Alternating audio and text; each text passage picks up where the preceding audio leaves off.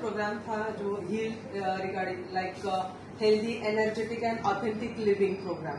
Okay, so how to change yourself, how to create the positive energy in yourself. So त्याच्याबद्दल आपण शिकलो, right.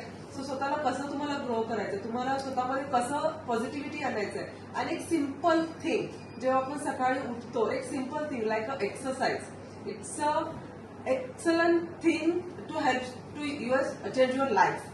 Okay, जेव्हा आपण सकाळी उठतो, सिंपल एक्सरसाइज जे तुम्हाला स्वतःला फ्रेश करतं. नंतर जे जसं मॅमनी सांगितलं की थोडंसं किंवा सरांनी सांगितलं की थोडंसं तुम्हाला एक मेडिटेशन करायचंय. मग मनाची शांती जे तुम्हाला कशाने मिळू शकते, तुम्हाला योगाने मिळू शकते.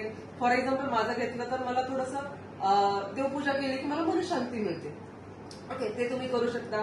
त्याच्यानंतर तुमचं स्ट्रेस लेवल तुम्हाला कमी करायचंय. आताचं जे लाईफ आहे it's a very hard working life. प्रत्येकाला पुढे सक्सेस व्हायचंय.